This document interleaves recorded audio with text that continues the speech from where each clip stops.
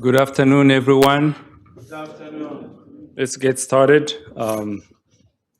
My name is Jean-Paul Chaka. I am one of the members of the Collectif des Avocats des Partis Civils. It's a pleasure to have all of you here today. I will not be long in my introductory remarks because we have wonderful speakers who will talk about different aspects of the crisis in Eastern Democratic Republic of Congo, starting by Ituri region, South and North Kivu.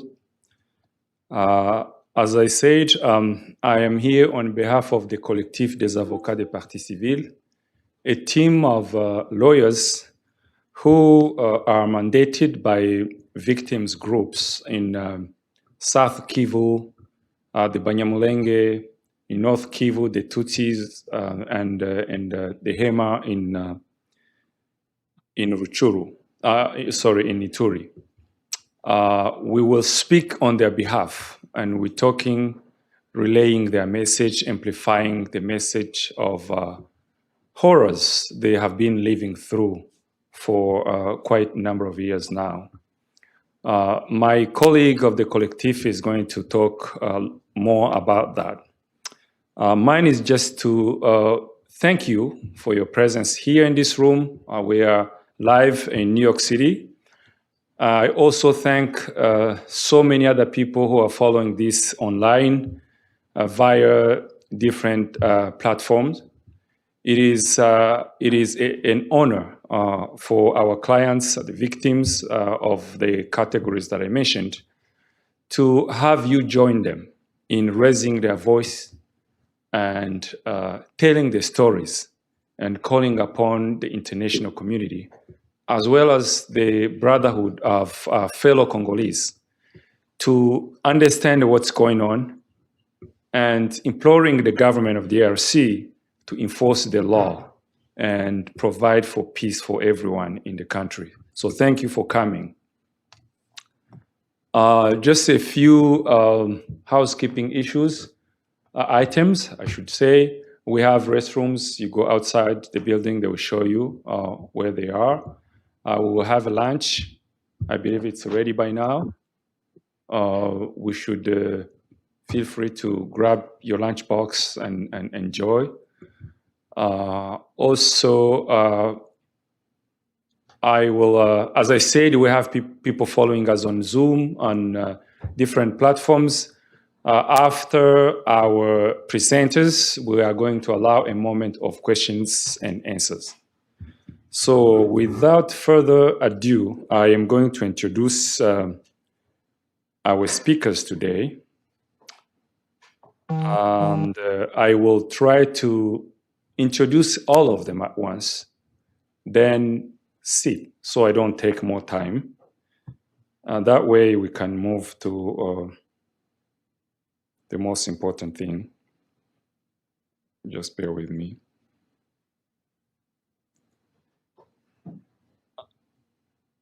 Is it ready? Oh, good. That's good. Yeah, we'll start with Tom.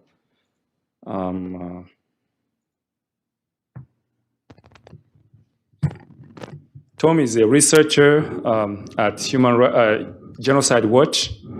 They did a lot of work on Eastern Congo, Ituri, North and South Kivu. Genocide Watch. They published interesting reports there. We are glad to have Tom today to give us the perspective that they have based on the research or the work they carried in Ituri and North and South Kivu. That's Tom, and we have Felix Ndahinda, who is on my immediate left. Dr. Felix Ndahinda is a researcher, consultant on issues of peace, conflicts, and justice, focusing on the Great Lakes region of Africa.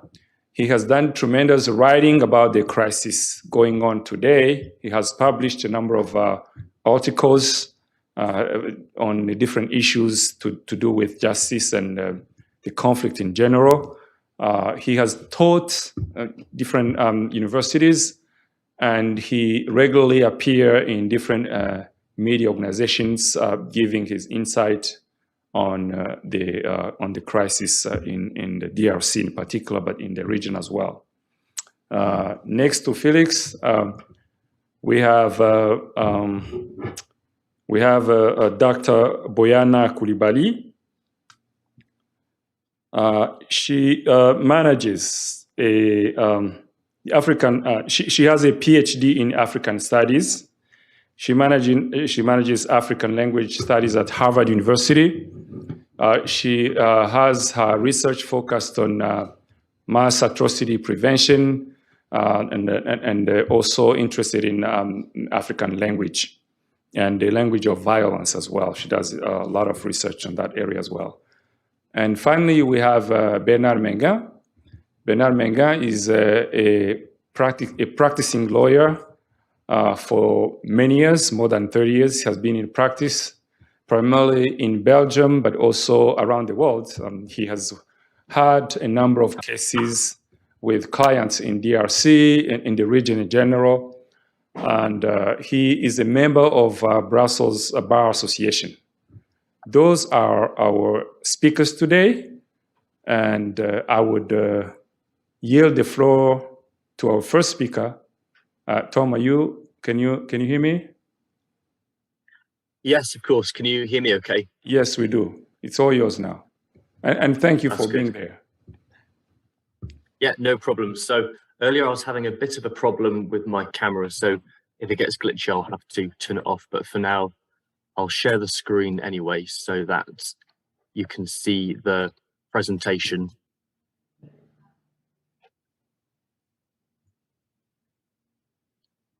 So can everyone see the presentation okay? Yes. Yeah, that's good. I'll stop my video because I can see the glitch is happening again. So I'm going to try and cover a lot of ground today. So first of all, thank you for inviting me to this talk. It is an honor to be able to talk about this really important issue that we've been focusing on for a while at Genocide Watch in, well, I guess the last 2 years now. So it's very important to have the opportunity to share it with as many people as possible. And I'm going to try and explain the concept that this, or the perspective that this crisis, or this series of crises in Eastern Congo constitutes genocide, but also to explain the broader dynamics as well that inform this perspective, so that our audience can have as informed and as detailed an understanding of the experience of the Tutsi communities as possible. So to begin with, we need to have an understanding of who we mean when we use the word Tutsi. So it's a word that people are very familiar with in the context of the Rwandan genocide. And so in 1994, one of the most well-known and extreme cases of genocide took place in Rwanda, the extermination of the Tutsi community. The Tutsi community are in fact spread across different parts of Central Africa, particularly Rwanda, what's today known as the Democratic Republic of Congo, and then also Burundi. And there are a number of different groups that we can talk about, including the Banyamulenge in a province called South Kivu, and then also the Tutsi community in North Kivu. And the Tutsi are in North Kivu more broadly considered as being part of the Banya Rwanda community. That is a term that is used to refer to people considered to have originally come from Rwanda, but there are of course problematic associations with that term itself. But what we are emphasizing today is that the term itself is a social construct from, or as a legacy of, the colonial era, where Tutsi were constructed in the eyes of different societies, different perpetrators of violence, different repressors, as invaders and exploiters of other groups of people in the region. So with this very complex history that you can see on the screen, the key takeaway is that the legacy of colonial rule and also the after effects of the post-colonial regime under the rule of dictator Joseph Mobutu has been to construct and continue to construct Tutsi as outsiders and as repressors. And these different communities, known often as Rwandophones or Bani Rwanda, are often banded together and associated as being a collective that are a threat or are seen as a threat to other members of the Congolese population. And it was particularly in the 1980s and the 1990s when there was this intensification of nationality politics that really intensified the persecution of Tutsi and other Banyarwanda groups. And that culminated in the Congo Wars. That was, of course, compounded by the after effects of the Rwandan genocide and the arrival of Hutu refugees or other Rwandan refugees as well in 1994. But it was also the result of processes that had been developing within Congo before 1994. And you've also got a community called the Hema based in Ituri, who aren't always considered to be Tutsi, but the point again we're emphasizing today is that they share similar experiences with the Tutsi and other pastoralist groups, because Tutsi communities are traditionally pastoralist and also traditionally nomadic communities. So they share a similar history and have been subjected to similar degrees of dehumanization on the basis that they are pastoralists. And they also identified with the Tutsi community, particularly during the Congo Wars. So these are some key ideas to take away from the history, which is of course very complex, but it has had a disproportionately extreme impact on Tutsi communities. So I'm going to very quickly jump through some of these other slides about the context of the Democratic Republic of Congo today. Following independence, it was ruled by dictator Joseph Mobutu, who did use the typical tactic of divide and rule politics, and that did while he did not lead that alone, it certainly did result in the persecution of Tutsi and other Banyarwanda communities in the 1990s in particular. And today, many people, many different communities, ethnic communities across Congo are still suffering from the legacy of both the colonial history and then also the post-colonial regime of Mobutu. And there are over 100 non-state armed groups active in Congo. This is due to a lack of effective government. There are, of course, a number of different crises, so much so that the violence and suffering that we often think of as continuing in Congo has become so normalized. So I would say that people were very, very familiar with these series of crises and challenges that Congo faces, and the way Congo as a country exists in the public mind of many people in the West and many consumers of media is that it is a problem. It's a country that faces a lot of problems, but those problems are so normalized that the specific experiences of certain communities, particularly minorities, does get overlooked. And also you have this very heightened focus on M23 at the moment, which is itself a reflection of the biases against certain minorities and an acceptance of all these other forms of suffering that different communities are facing, specifically minorities in Congo today. So also I'm going to very briefly conceptualize genocide without spending too much time on it. You have a number of different acts that are that meet the definition of genocide, but the key element is the point about intent. So intent to destroy in whole or in part. And while it's recognized that all these different acts, including killing members of a group and causing serious bodily or mental harm to members of a group, does not always constitute genocide, it can constitute a number of other forms of violence or crimes against humanity, war crimes. There is a general consensus that intent to destroy is generally important, but there's also a lot of disagreement over what is intent to destroy and also what does in whole or in part even mean.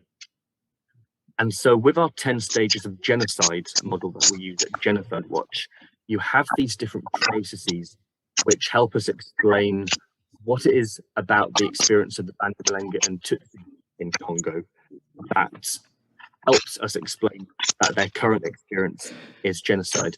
And this is a model which applies to many different contexts.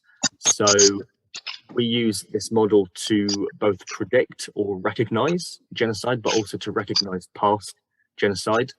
And you can see these different processes, which very much happened in the cases of Rwanda, the Holocaust in Nazi Germany, particularly dehumanization and polarization, and the active preparation by organized groups to destroy a certain community, or maybe certain communities. We know that in the case of the Holocaust, there were multiple groups targeted, even though Jewish people were the primary targets.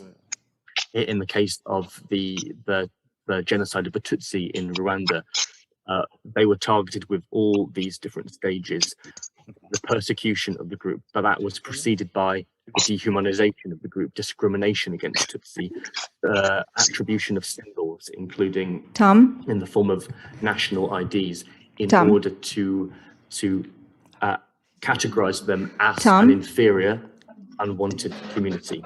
Tom, can I And just... then, of course, Can I just, Yeah, of course. so sorry. Let me just mute everybody. If you can just unmute yourself right after, please. Sorry.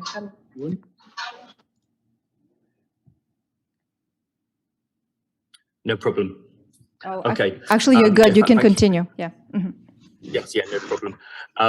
And so after what's often extermination, as what's considered the sort of final episode of processes of genocide, you have this stage of denial. But denial isn't just about denying whether a genocide even happened. So we do have a problem of Holocaust denial, or denial that the Rwandan genocide was a genocide, or that it even happened to the scale that people that we know that it happened at. But people also deny whether violence, once it's acknowledged that the violence happened, whether it meets the definition of genocide. Or perhaps you can even deny that genocide targeted a particular community by reinforcing narratives of double genocide. For example, this debunked narrative that the Tutsi perpetrated genocide against the Hutu in reaction. So denial is itself a very broad category. And it's worth also noting that these stages are not always linear. And we could say even today in the context of European and American politics, there's a lot of dehumanization and polarization as well. But the context of DR Congo as a very insecure environment, and a historically insecure environment, means that dehumanization and the hate speech has a much more significant impact on targeted communities. Okay, so I'm going to skip over some of these slides as well, but it's just worth noting that there are different approaches to the concept of genocide, critical approaches which try to broaden the meaning of intent, and the main idea being that in recognizing genocide, or in using the word genocide, or perhaps at a legal level wanting to use the word genocide, it's also about recognizing that a group of people risk facing or have faced destruction regardless of the intent. However, what we want to emphasize in this presentation, and the other presentations will reinforce this, is that there is growing evidence that the genocidal hate speech that we've been seeing in Congo has had a direct impact on a lot of the violence against Tutsi and Banyamulenge communities.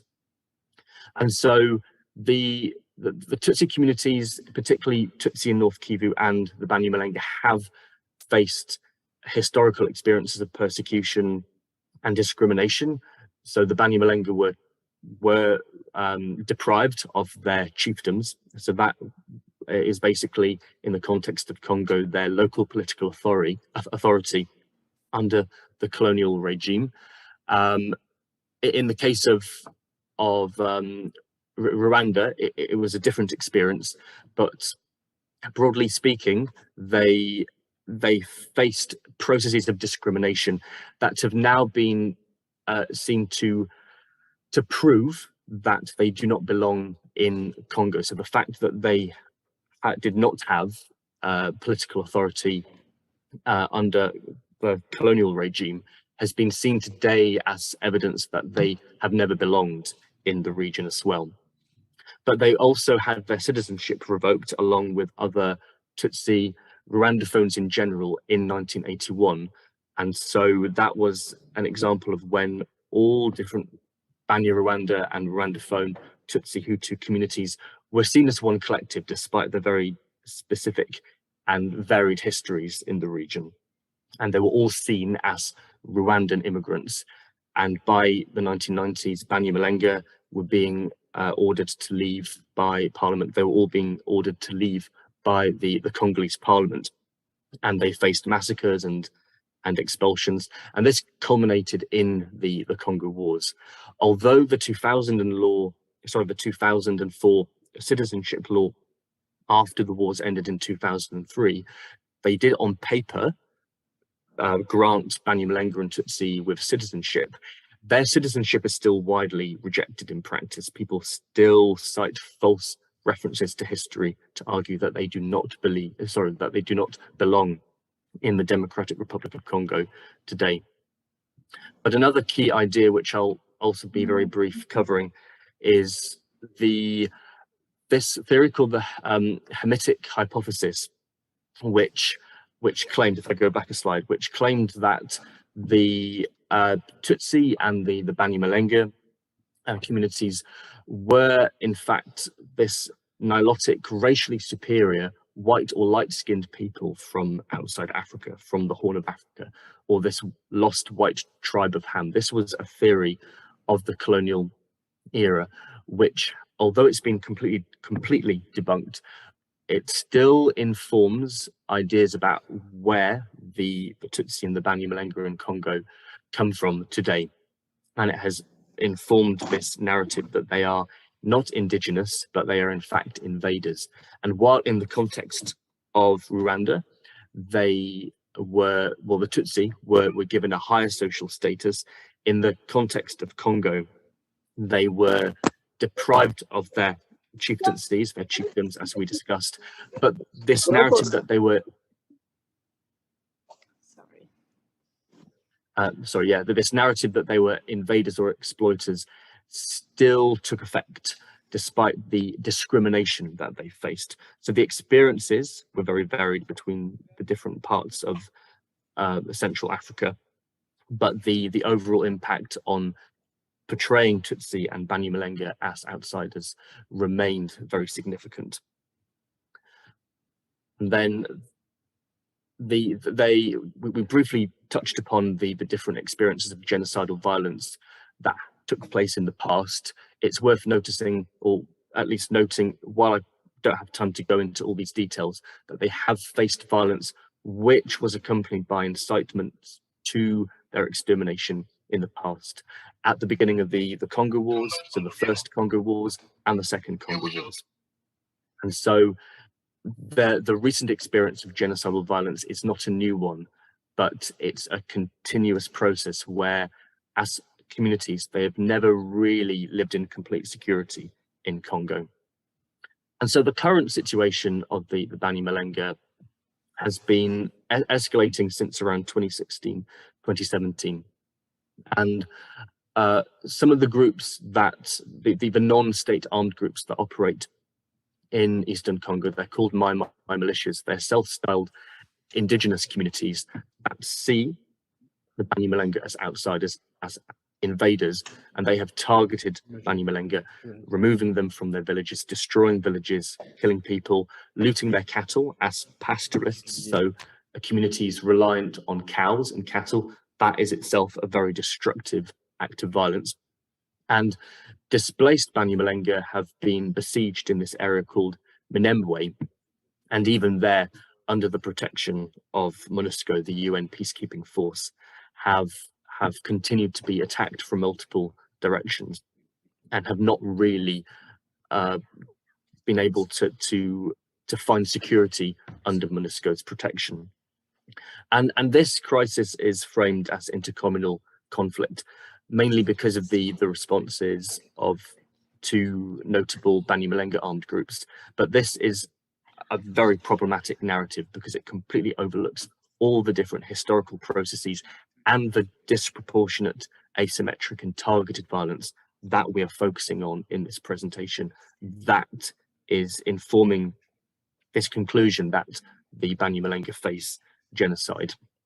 And of course, that is a problem. Yeah?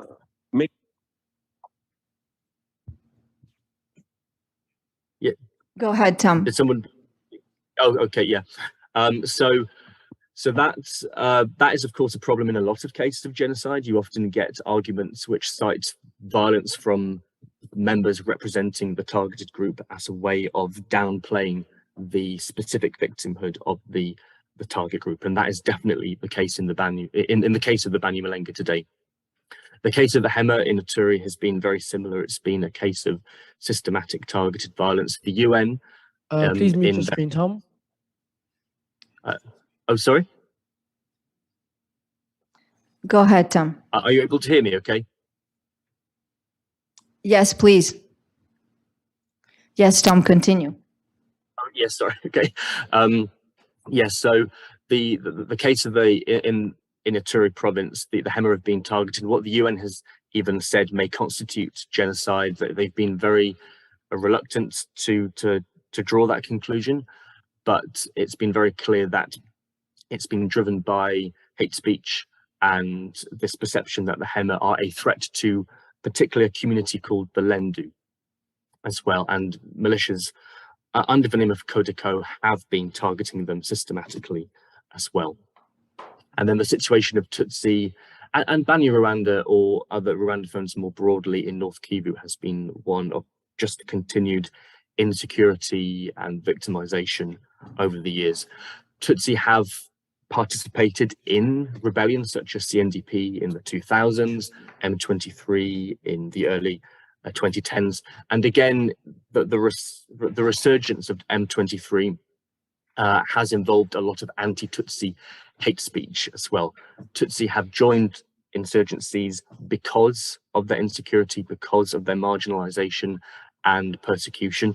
However, as I emphasized at the beginning of the presentation, the focus has always been on the disruption that M23 has posed to the state of Congo, with little recognition of the experience of Tutsi themselves. It's sometimes in commentaries recognized as a reason why Tutsi have joined M23, but only from a perspective of wanting to understand why M23 is even happening, as opposed to a genuine demonstration of sympathy with the Tutsi as a persecuted community. And the hate speech, which will be touched upon a bit later in this conference, has been a major problem and has caused violence. We've seen Tutsi hunts, we've seen different forms of persecution within the last year, really, since the resurgence of M23. Tom, and so I'll skip over the role of hate speech. I'm sorry, and Tom. just emphasize that. We are running short of time right now. Can you Yes. Just in a minute or two wrap it up? Yes, thank you, That's Tom. okay. Yes. Yeah. I'm wrapping up, just saying that there are other Yes, cases. thank you. Yeah. No problem. Go ahead, Tom. Yeah. Just wrapping up. I won't go into detail about this because this is not about other Tutsi communities anyway. But it's worth noting that No, it doesn't matter, Tom. Don't worry. No worries. Okay. Yeah, I'll be wrapping up anyway, and that is the main focus of the presentation today. That the Tutsi have been a targeted group within a context of other forms of genocide and persecution that have affected many communities in Congo today. Okay, thank you. Thank you very much. We really appreciate and.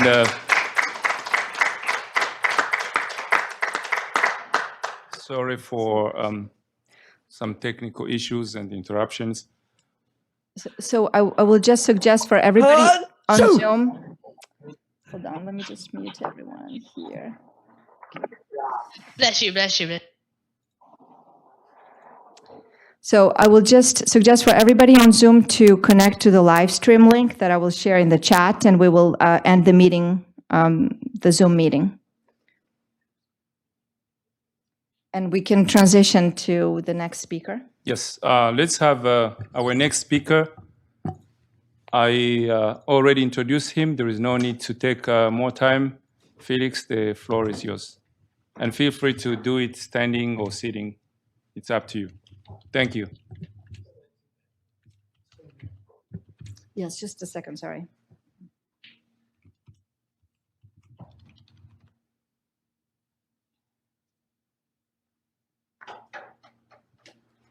The PowerPoint.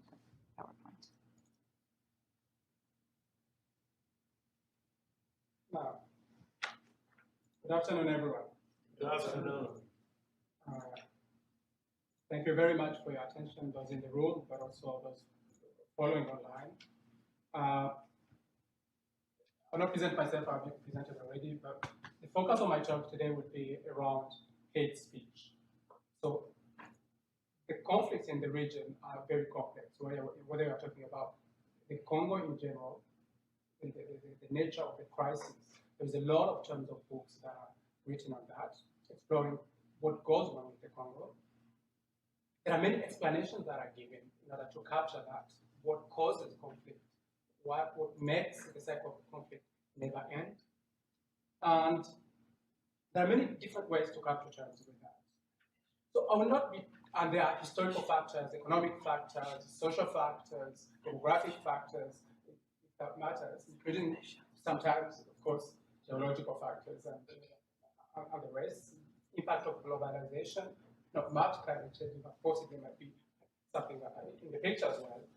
But I will not be touching on that, if only because there are many others who will be touching on some of those, but also because the focus of really of my work today is to present some research I did around hate speech. Now, I'll do it at three levels. The first slide, the outline. So I should be controlling it. Yes, please. So the red one to go forward. Yeah, exactly. So I'll talk around 4 points for my presentation. I'll be a little bit of an academic and go on some theoretical insights about what hate speech is. I will zoom on the DRC, then what that means in the DRC, and here I'll move from not only hate speech, but also hate speech and conspiracy theories. And I will narrow it down to what constitutes harm in hate speech, be it in America, where they believe in close enough to absolute freedom of expression. I will try to venture into the debate about whether words can cause harm. And finally, I will quickly look at responses to that. Now, I'm aware of the fact that I have now slightly less than 20 minutes, so I'll move fast and try to do as much justice as I can to that complex debate.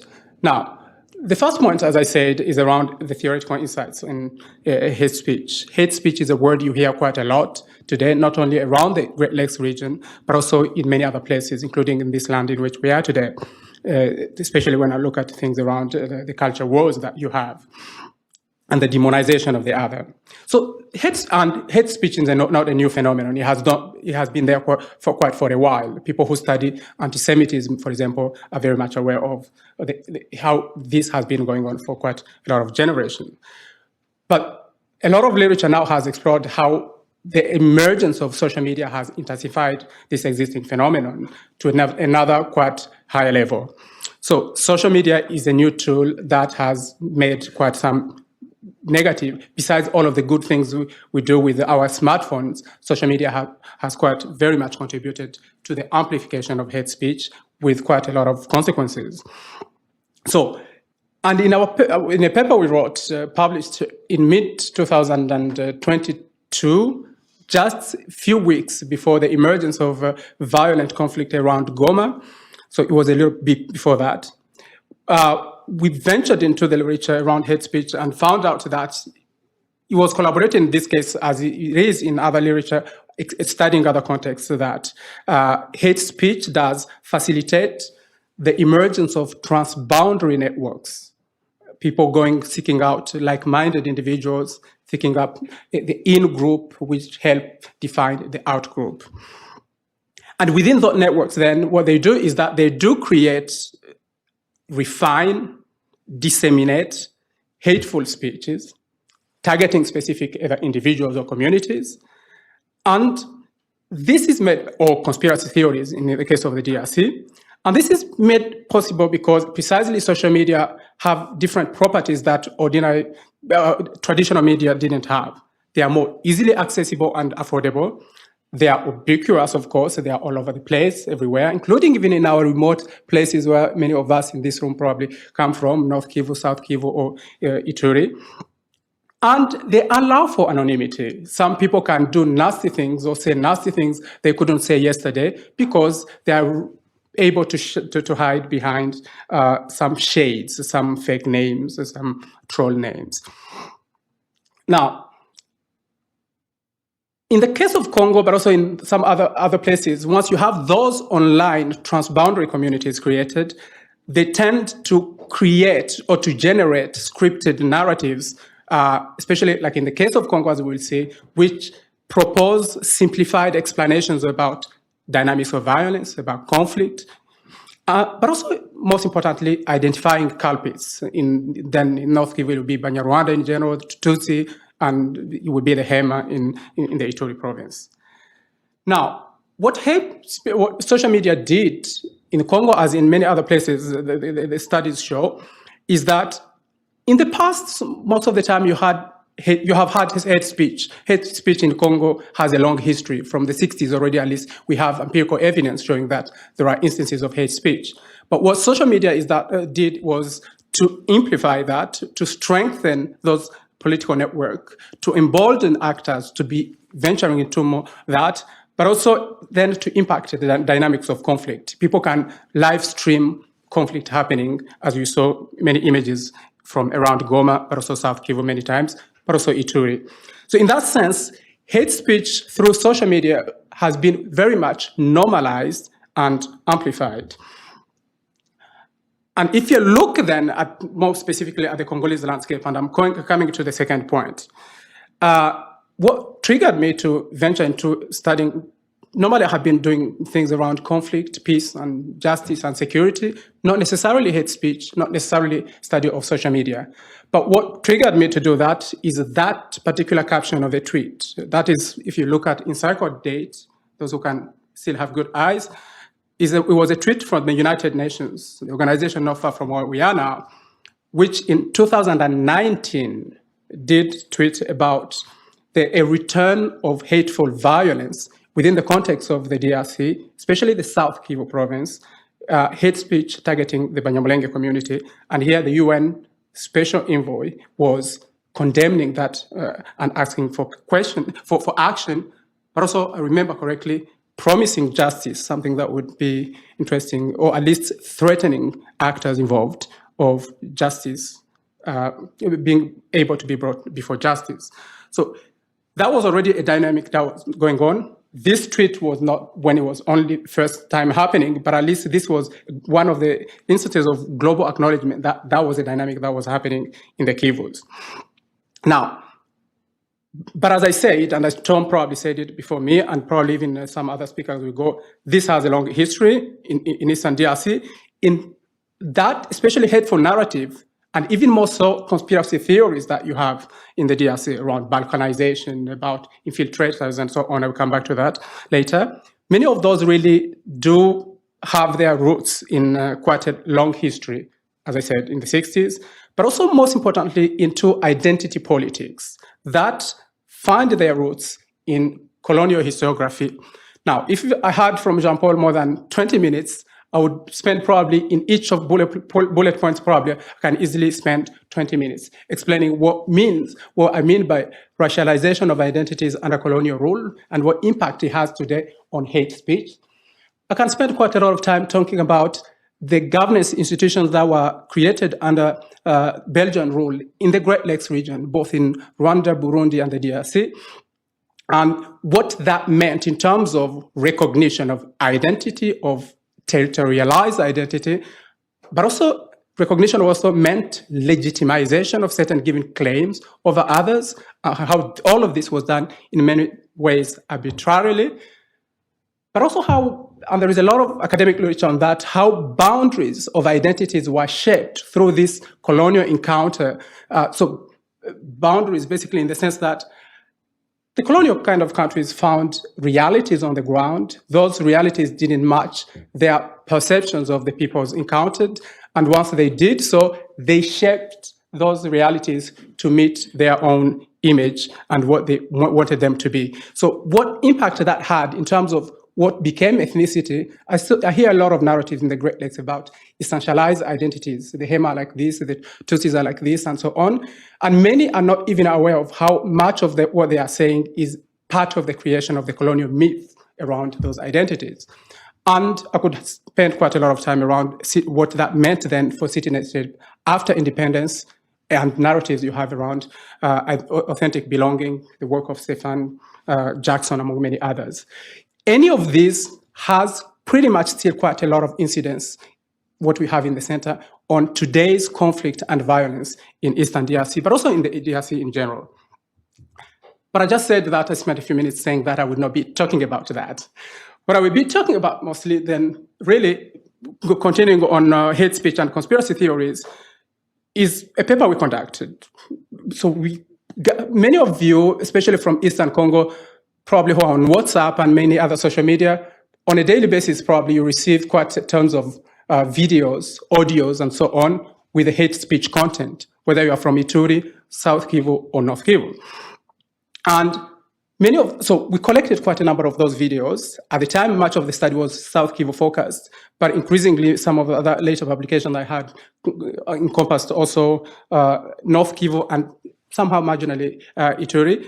And so most of the time we focused on WhatsApp, YouTube, Twitter, and Facebook materials that we collected. And what the analysis on all of that, and I will not go into the details in the interest of time about how we went around analyzing. I would urge you I would be happy to share the paper that we produced to read more details. But what we found out was, one, that the question of agency is quite very important.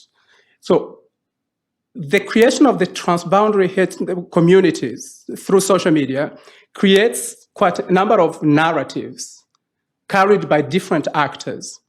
In the case of the DRC, it's within the DRC and abroad. It's either within those particular communities, South Kivu and Ituri, but also North Kivu, or abroad at national level, but also abroad, diaspora communities. And those communities are quite very interesting. You have leaders of armed groups who communicate with people in New York, in Brussels, in Paris, members of civil society organizations who sell the image of human rights, protection of human rights or civic rights, either as individuals or as corporate organizations. But also you have a lot of ordinary citizens also who are engaged in both the creation and dissemination of hate speech. Now, when you look at the content of hate speech which is shared, and I will come back to in the next slide, we see that there are contextual differences, of course. The DRC is not Rwanda, is not Burundi, but also, so in that sense, there are different articulation of hate speech, and there are issues of temporality as well. You had a lot of hate speech narratives in Rwanda between 1990 and 1994. But there are quite a lot of thematic convergence between these kind of two dynamics. So I did put, for example, two of the interesting captions there. Ngeze Hassan already in his publication, Kangura, had something about a Tutsi Hima plan of colonization of the Kivu, which is pretty much a reenactment of what we hear today almost on a daily basis about the Balkanization of the DRC. Or the Accord of Lemera, which is another reenactment of that narrative of Balkanization of the DRC. Now, narratives, hate speech narratives in our analysis were articulated around a few themes that emerged from our research. And as I said, mainly focused on South Kivu and then caught up with some of the events in North Kivu. But one of the key themes that we had was that the Banyamulenge or Tutsi in general are not Congolese. Everyone who reads Congolese social media today, that argument is repeated probably today, and I'm probably not exaggerating, on a daily basis by quite a number of actors. The Banyamulenge are not Congolese. There's not such a thing as a Congolese tribe in Banyamulenge. If you go to Tervuren, you will never find that one. And that is repeated again. Remember what I said about agency, by different actors at different levels of society. It's repeated by political leaders. So, for example, one of the captions you have there up, it's a video that you can find on YouTube with Fayulu saying the Banyamulenge n'existe pas. And of course, others such as Kwebe Kimpele, mindful of the time. The second theme is that the Banyamulenge and Tutsi are greedy, and their ambition in the DRC is to control Congolese lands and resources and establish a Tutsi Hima empire. So this is quite interesting with for people who follow hate speech in general. Anyone from the Jewish community probably will recognize something around that. The Protocol of Elders of Zion, that's the enactment of that pretty much in the Great Lakes region sense. The Tutsi Hima Empire, which wants to control native lands and so on, is a very recurrent theme that you find in hate speech. And what we have heard quite a lot in recent days as well in relation to Goma and so on, but we did this analysis before all of what is happening in North Kivu, is that the DRC is under Tutsi occupation, the infiltrators. So soldiers recently have been killed, army soldiers, because they feel like they need to get rid of army or of infiltrators who are responsible for whatever goes wrong in the DRC. They are occupants, basically, and agents of occupation. And they're foreigners, of course, in that sense. And the fourth theme is that the Banyamulenge and Tutsi and Rwandans in general are killers. So everything that went wrong, every person probably who died, there is such a thing as a Genocide Congolais, it's the responsibility of those foreigners.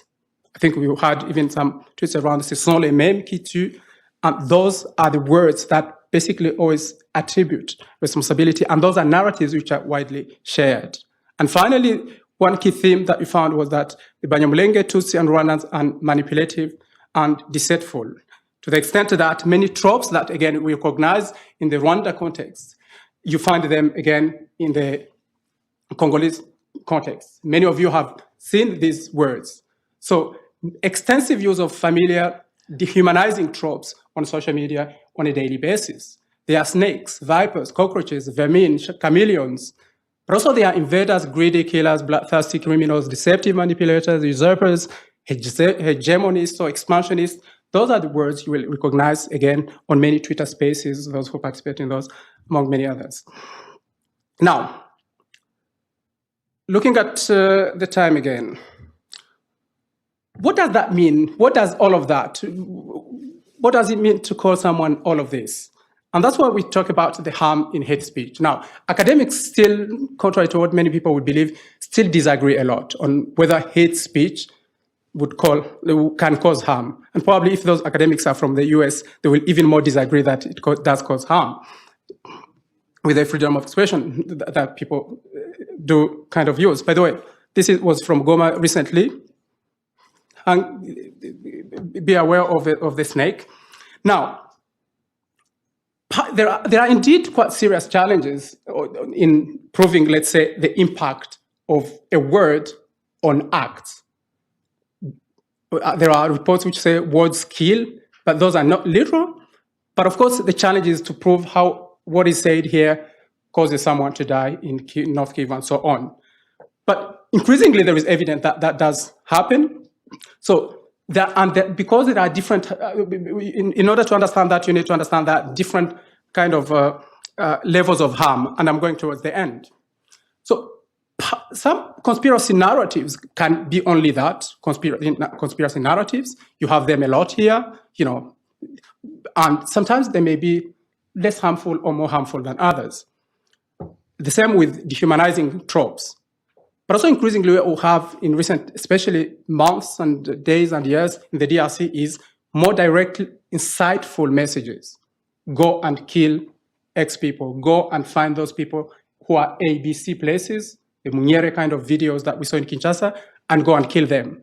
So that's a form of speech which is insightful, which you tend to find already more likely to have an impact. Because in the DRC case, we found cases where those calls were made and people went after that and killed people. So for instance, in the South Kivu area, people around the Rurambo or Bibokoboko area were killed and their villages burned. But that was preceded by a campaign of hate speech telling actors to go and do that. And there you have quite a very clear case of direct impact of hate speech. But beyond those kind of direct physical impact of hate speech, impact can also be emotional, can be individual, but also can be collective. So as I've said, we have example I just gave. We saw there are kind of impact which may be direct as well. So as I move forward, I'm happy to share some of stuff. You have quite a number of examples that I had here about people directly calling people to be killed. This is one of what I said, for example, in the Haut Plateau area. We go to Minembwe, we'll clear that. We go to Uvira and Haut Plateau and clear that. But also, one of the most known video, of course, when it comes to a recent event in North Kivu, this deputy commissioner of police, particularly, who tells everyone to go and take a panga and be part of a popular war. Now, last point, what are the responses to that? And I guess some people will talk about that more than I do, but what I have seen so far, probably then will trigger the next presentation, is that there has been quite a lot of ambivalence vis-a-vis, let's say, there have been quite a lot of ambivalence by Congolese authority vis-a-vis condemning hate speech and taking action, especially. I know from fact that many condemnations that were made by the government at Gimme Time, it did make some condemnations of hate speech through official spokesperson, but few we know also were made through pressure but also after other actors had taken a lead.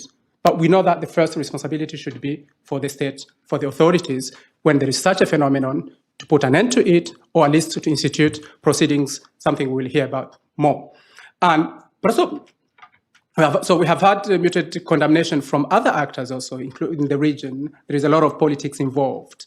Who do you please and who do you not please? In that sense, that determines, including not only from the development partners, not only from the regional actors, but also from, let's say, even academics. So the politics of personal positionality matters in terms of whether you are condemning or not condemning hate speech, or you are taking action to curb it.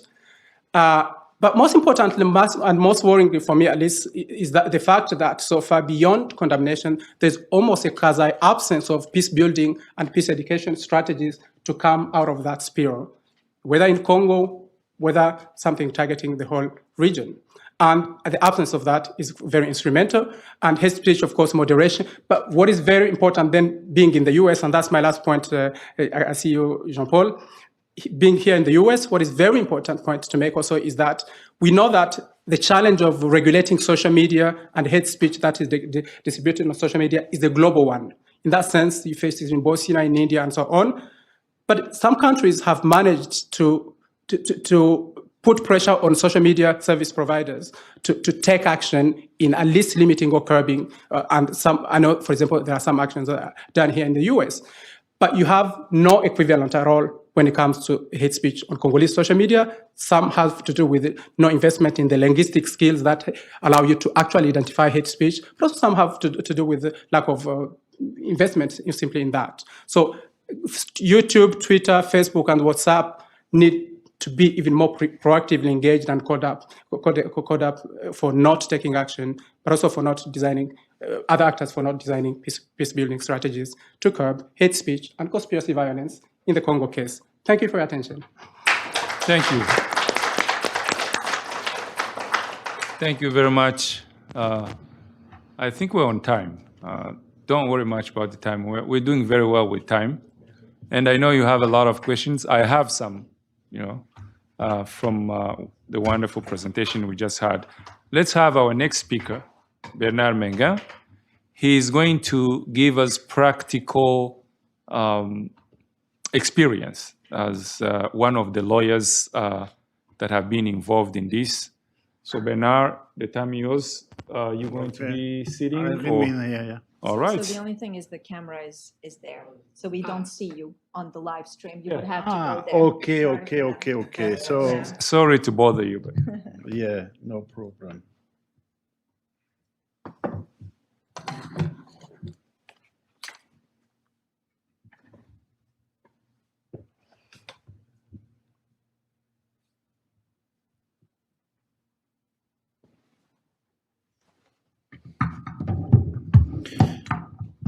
First and before all,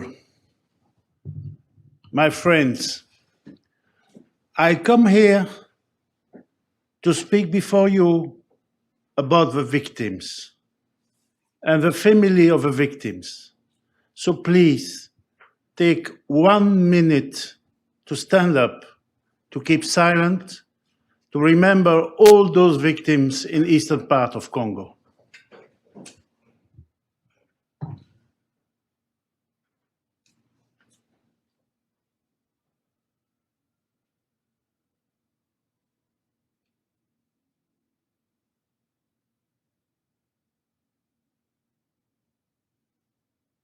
Thank you. Excuse me to begin to speak on that way, but what we are going to say is not a classic question for lawyers. What we are going to speak about is about the survival of a community, of 3 communities in eastern part of Congo. I was consulted for first time in 2019 by the Banyamulenge community.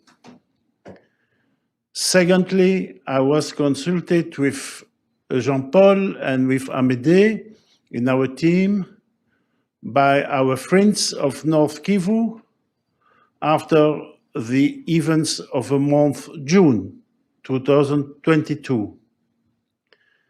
And last, but absolutely not least, I received the visit, the alert of the community, of the HEMA community, who survive today in front of atrocities made by Codeco at a level which is really one of the most outrageous and most tragedy that I have ever seen in my career. I have seen many things, but what is happening today in Ituri and the total silence of the world about those people, we have to break the silence. And one thing with a great hope for us, all of us today, is that those breeders who want to work in peace in eastern part of Congo, from Minembwe to Bunia, going through Masisi, all those people ask us just justice together. And this is an historic moment for justice and for state of law. And let me say you, in name of Jean-Paul, in name of Amédée, in name of our team of observers, that we are really honored. It's not a question of narcissism of lawyers. It's a question of honor to take that defense and to try to stop what is happening. What we made since the beginning of the file and what we are doing together is, first and before all, try to make investigation with our own elements about what is happening. And we can say, and we say to all those people who think that they should be able to go against the truth, that we work on a very, very methodic way. We collect the testimonies. In the first complaint we introduced before the authorities in Kinshasa in 2021, we brought around 60 hours of testimonies of our witnesses. We brought 70 people coming and saying we are victims and we are ready to testify about what happened and to give you the name of the men in the army, the men in the Mai teams and so on who attacked our villages. We have those evidences. So the only question is there somebody in the system in the judicial system who is ready to treat it, to handle it, and to put the people who are indicted to court? We are working, and due to the solidarity of the community, some people say to me, what is your agenda? Where are you working for? For who are you working? We are working for state of law. We are working for justice, no more, no less. Our force is not politicians. Our force is not some lobbyist. Our force is the communities of victims. In each village, we have observers. Each village, we have people working with us. And nobody can deny that reality of our team. We don't ask to manipulate. We don't ask balkanization. We have nothing to do with it. Some people say, you have seen that on the net. You are preparing a kind of balkanization. No. Congo is Congo. Rwanda is Rwanda. Uganda is Uganda. We know what are the frontiers of states and what is the reality of international public law. But in the meantime, when you have a state, you have a right to protection. You have the right that nobody is going to attack you personally. And this is our job, to protect and to help that the judicial system will go on. In that sense, let me now give you a little example of something, because I think the best is to focus directly on the reality. Give me 2 seconds. My problem is here. Go to Fimbo call to murder. A few days ago, you had it's Fimbo call to murder. Yes, in English. You see it? Okay. We have collected a video of a man, and I translate it in English for you. What were the exact words that he pronounced a few days ago in Fizi, before the Congolese army, before the officials of the country? He said, "Those who stayed, go. Any Rwandan in this country and who still remains there, we will kill him. Congo, hey, whoever does not flee, we will kill him. We can no longer have Rwandans here in our country. Those who are in the government will flee on their own. The breeders will flee, otherwise they will be killed." The author of that declaration, his name is Fimbo. He is a senior Mai of a CNPS coalition from Yakatumba. He spoke before the population in Finzi. Now, today, I say officially to the judicial power of RDC, if you want state of law, arrest him immediately, put him in jail, ask that it should be stopped, and decide an open public court audience hearing where that man has to respond of his responsibility to call to kill people. I have heard the same in 92, 93, 94. And I said today, before you, to Mr. Fimbo,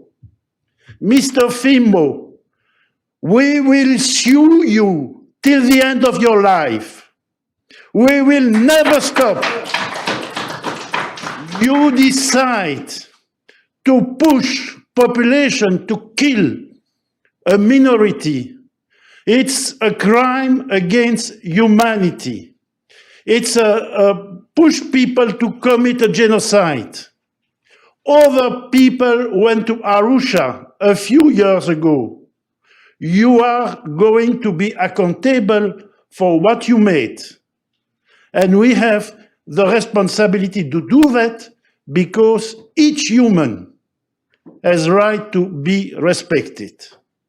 This is to give you one example between many, many others about what is daily happening, not only in South Kivu, not only in North Kivu, but even in Bunia.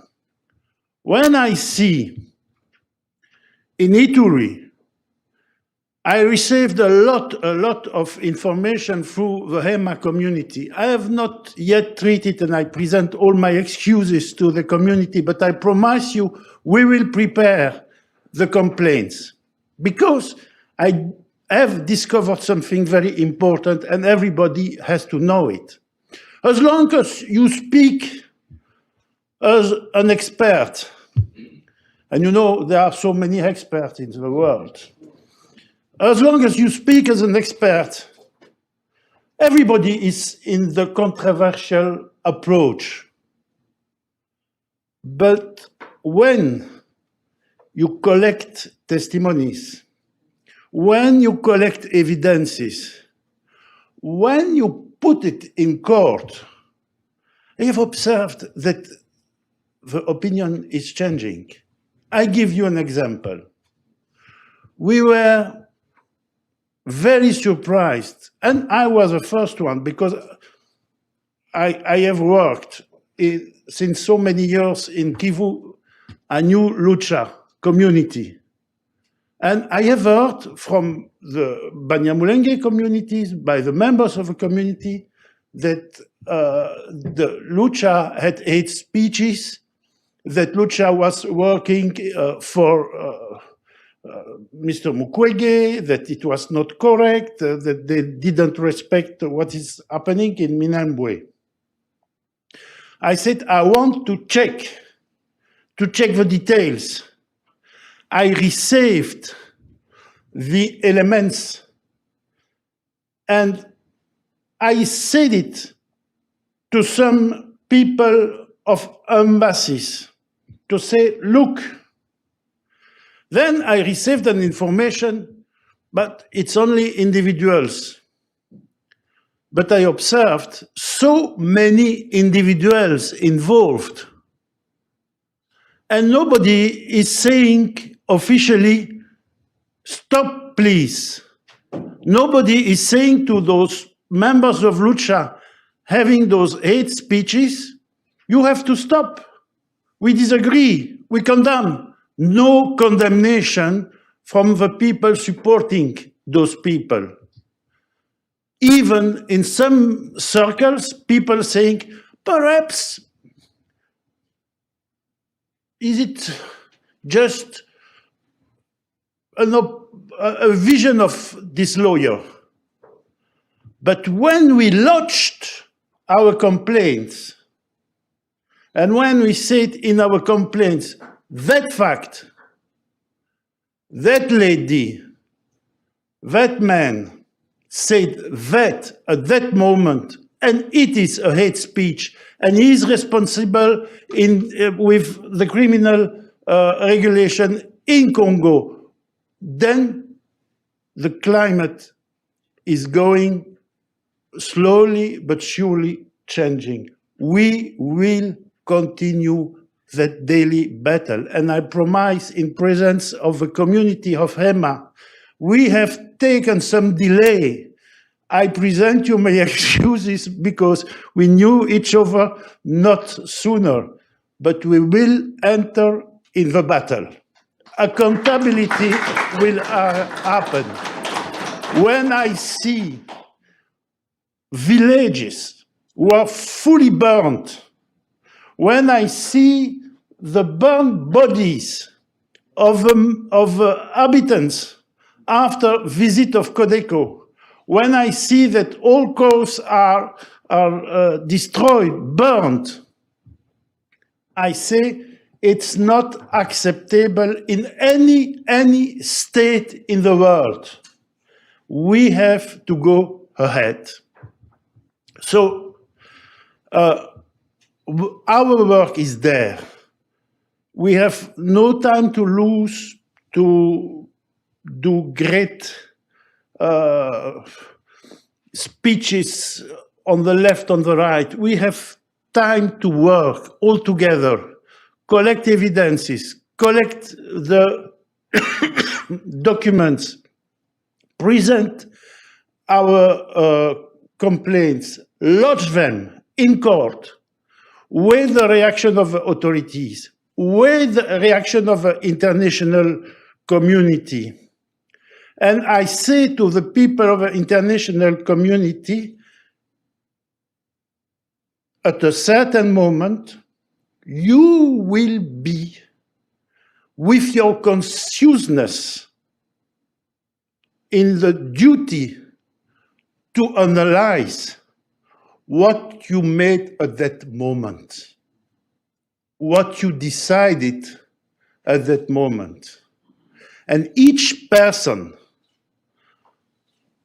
on the Security Council, each person in the agencies of United Nations, each person, each politician, he has to think about what will happen with his personality before the reality of what is happening in that region. And, you know, let me give you another example that is really speaking for himself. You remember the protest of 5-6 February in Goma against East African Community forces and against MONUSCO. I will come back to that. But what is very interesting, first, the movement to make those protests was initiated by some activists, the famous activists of human rights in Kivu. And we see in their speeches that they spoke about the snakes. So you want to speak about East African community, but you speak about the snakes. After, do you think they attacked MONUSCO? Do you think that they attacked East African community? No. They decided to burn 3 churches of the Banyamulenge community. They decided to kill 1 poor policeman who was a member of a Tutsi Banyamulenge community. And when it created such a scandal, because you remember I don't know the translation, la toiture, the roof was burnt and people were in difficulties, then some people came with a message saying we need to be pacific. Pacific? People who try to change the story. Pacific, they made the protest, they organized the protest, and they pushed the people to destroy all the signs of Tutsi presence in the city of Goma. This is the only reality of that protest action. And that has to stop, because the question is not to support M23, to support FIRDC, to support anybody. No, the only question is just to respect a population.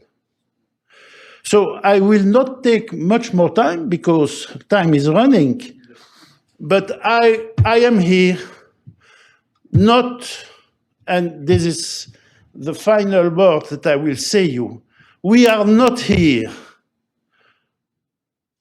to speak in a friendly way between good friends taking a good drink of wine.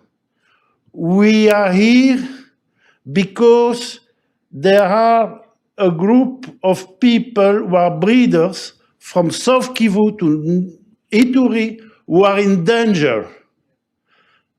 The ethnic cleansing is going on since so many years, and it's continuing, and it has increased those last weeks and months.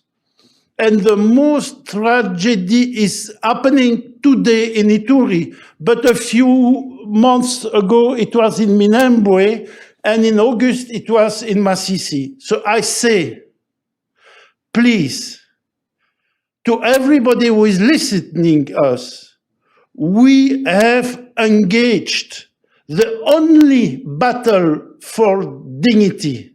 It's a battle through the judicial power.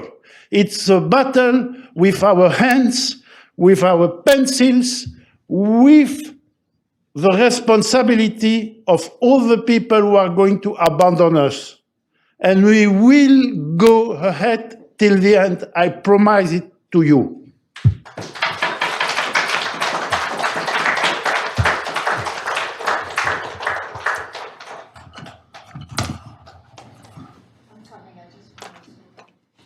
Thank you very much, Bernard. And thanks to everyone for your patience.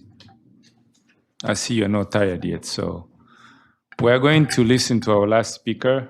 And before we go to the round of questions and answers, there is no need to introduce her again. I already did it, and you're welcome. Sure, thank you. I don't know if you want to just remove the screen. You can just exit out.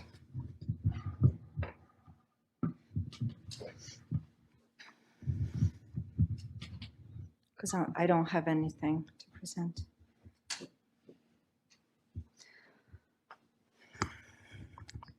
Thank you all for coming here today.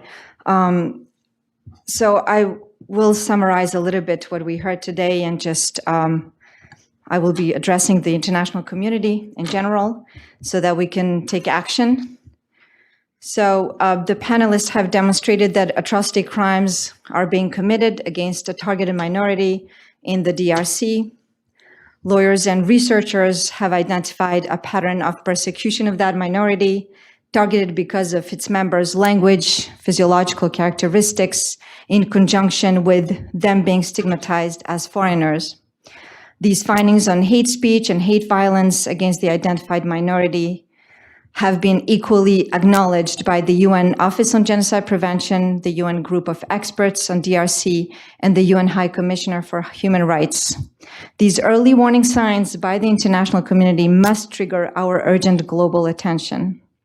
So again, just to come back a little bit on this belief in the myth of a clash between, on the one hand, true or indigenous Congolese, and on the other hand, alleged foreign occupiers of the Congo, this is a direct result of the manipulation of the colonial borders by Europeans during the scramble of Africa in the 19th century. So separating members of the same communities into distinct national territories. So this is no longer debated. Thus, the current situation of persecution of the Banyamulenge, the Congolese Tutsi, and the Hema stems from the continuation of the colonial racist ideology, which sees this minority as an imagined group of invaders. Hence, interest-driven racist politics, while it serves a political purpose, is used to persecute and ethnically cleanse a targeted group of Congolese citizens. It is important to understand that everybody is at risk when genocide ideology is left unattended. So it is not just the communities that are here, it's all of us. A case in point is that we are missing on the opportunity to educate our children about genocide, about the danger of genocide denial, misinformation, and hate speech. For example, in less than half of the states in this country, do we teach middle and high school students about Holocaust? And in those schools, teachers and students have at times never heard or they know very little about the 1994 genocide against the Tutsi in Rwanda, despite its horrific occurrence. 1 million people killed in 100 days, 10,000 people murdered every day by one's neighbors, mother, husband, daughter, teacher, doctor, priest, etc. And despite how recently in our history this human tragedy has taken place. Another example is the 1995 genocide of Srebrenica in Bosnia that the children in our schools are not learning about. Missed educational opportunities in our schools are countless. Although we have voiced out the never again slogan, genocide around the world keeps reoccurring. History has shown, and we have learned it firsthand in 1994 in Rwanda, that we have been either too shy or too slow at taking action and preventing genocide, oftentimes as a result of our ignorance or prejudice. We cannot wait until bones of 1 million people are pulled out of graves to name the monster by its name and take action. Genocide ideology, which has taken roots in Eastern Congo and which is spreading through the diaspora, has its own history. It impacts the way here in the United States we conduct our foreign policy. It also impacts the way international institutions that we fund and influence, such as the United Nations, act with regards to peace and security in the Congo and the Great Lakes region. The conflict in Eastern Congo has lasted now for almost 3 decades. It began when several 100,000 genocide perpetrators and their families fled from Rwanda with massive stocks of weapons and ammunition to the Congo, where these genocide perpetrators subsequently started persecuting the Congolese Tutsi while continuing to persecute those across the border in Rwanda. This genocide ideology and ethnic cleansing mission has been breastfed for 3 decades to the children of genocide perpetrator and to the children of their children. We've recently seen images of children singing xenophobic songs against Congolese Tutsi in Congolese schools. We've seen viral images of small children brought to watch individuals being publicly lynched and burned alive, and the flesh of these individuals being eaten. This genocide ideology, unattended by the Congolese state and the international community for almost 3 decades, has spread throughout Europe and North America, creating an international constellation of hate ideology on Twitter, Facebook, Instagram, feeding local radio stations and YouTube channels on a daily basis with direct and explicit messages of incitement to violence, ultimately leading to extreme forms of torture and killings of civilians in Eastern DRC. What is more, genocide perpetrators who have carried out the genocide against the Tutsi in Rwanda, the residual Interahamwe or Hutu power fugitives, have been sheltered in DRC and elsewhere in the world, including here in the United States. This simple fact of having genocide perpetrators fugitives at large creates the occasion for a global-scale genocide ideology to spread. This group of génocidaires and their offspring, rebaptized in the Congo as FDLR, have become the primary destabilizing and most heavily armed group in Eastern Congo, with direct impact on the entire Great Lakes region. Supported militarily by the Congolese army, generating over $70 million in income per year from various illegal sources, including the collection of land use taxes from the Congolese Tutsi communities, FDLR, in coalition with other armed groups it shares income with, and anti-Tutsi ideology, represents the biggest threat to the Congolese Tutsi in Eastern Congo, as well as to the Rwandan people across the border. The explicit mission of FDLR and this anti-Tutsi armed group coalition is to continue the ethnic cleansing of the Tutsi wherever they are. This ongoing violence and the 3 decades-long genocide ideology has led to the mass internal displacement of several million people, including close to 100,000 refugees in Rwanda, with now over 100 Congolese refugees fleeing into Rwanda every day. As we have seen today, the ethnic cleansing operation undertaken by these groups is carried out either economically by depriving the Banyamulenge, the Congolese Tutsi and the Hema, of their modes of subsistence, including their land and cattle, by looting and destroying their businesses, burning their homes, their churches, but also by systematically attacking, torturing, and murdering them. This is happening as we speak in Ituri, in South and North Kivu, and other parts of Eastern Congo. A Congolese domestic system of accountability to bring these perpetrators to justice is absent. The National Army and police are complicit in these crimes, as on the one hand, they let these killings happen in broad daylight without intervention, and on the other hand, as documented here, by directly participating in the persecution and killings of the members of this minority. Additionally, we have raised the alarm about sexual violence as a weapon of war in the Congo for the last 20 years. All the UN reports since 2003 to 2021 have established that the Congolese National Army, FARDC, and the residual Interahamwe genocidal group, FDLR, are the principal and by far the largest group of perpetrators of sexual violence in the Congo. A long-lasting solution seems impossible to achieve due to the impunity enjoyed by sexual violence perpetrators in the Congo, which illustrates neglect of this critical issue and therefore the complicity of the Congolese government. Similarly, the future of victims of sexual violence in the Congo has been entrusted to a Congolese 2018 Nobel Peace Prize recipient who fails to attack the root causes of sexual violence by failing to denounce its perpetrators and putting pressure on his government to prosecute them, although he has the status as a renowned public figure to do so. Sexual violence in the Congo has become a business opportunity for both domestic and foreign NGOs and an occasion to advance one's political career by spreading hate messages against Rwandophones, which is in direct contradiction to the symbolic image of the Nobel Peace Prize. This is not the first time a Nobel Peace Prize is conferred to an individual spreading hate or neglecting to prevent genocide against her own people, like we've seen in Myanmar. Thus, history repeats itself and lessons are not being learned. Now, the international community must re-engage in practice its commitment to peace and security by addressing the root causes of violence and hate in DRC. The international community, via international institutions, has the responsibility to protect innocent people from hate, persecution, and genocide. While we have the largest and most expensive UN peacekeeping operation in place in the Congo today, and it has been there for 2 decades, witnessing these crimes being committed, while we have denounced these atrocity crimes through UN expert reports, UN Office on Genocide Prevention, Office on the United Nations Commissioner for Human Rights, atrocity prevention organizations, civil society groups, and researchers, the Banyamulenge, the Congolese Tutsi, and the Hema are abandoned to their own fate, being slowly led to extinction.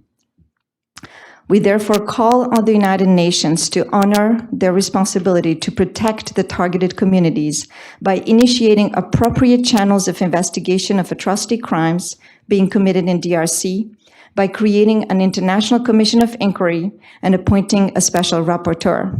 We urge the international community through the International Criminal Court to bring the perpetrators of atrocity crimes in DRC to justice in the identifiable absence of a domestic system of accountability and the ongoing denial of the Congolese government despite evidence of atrocity crimes. In 2004, an international commission of inquiry on Darfur was established to investigate human rights violations and atrocity crimes in South Sudan. We call for a similar action to obtain further evidence of atrocity crimes in DRC against the identified targeted minority, following the early warning signs established by the Office on Genocide Prevention, the High Commissioner for Human Rights, and the group of experts on DRC in 2022-2023. We must stop turning a blind eye to these crimes against humanity, the long-lasting persistent human rights violations in the Congo, the colossal refugee crisis, the sexual violence epidemic, as well as the irreversible environment degradation. Because we're not addressing the root causes of atrocity crimes committed today in Eastern Congo, because we have not disarmed the genocidal groups that have become more powerful in the region and around the world, because we have not brought to justice hundreds of thousands of those responsible of killings, rapes, and human rights violations, because we're not educating our children around the world about the dangers of genocide, genocide denial, misinformation, and hate speech, we are all at risk. when our own citizens sitting here in this room and their families trapped in an open-air concentration camp in eastern DRC in imminent risk of extermination are direct and tangible victims of genocide ideology, we all are victims of the genocide ideology epidemic. We must therefore take action and stop the genocide against the Banyamulenge, the Hema, and the Congolese Tutsi. We must let our domestic and international representatives who serve our interests know that inaction and impunity is not an acceptable alternative and that a genocide will not happen under our watch. Thank you.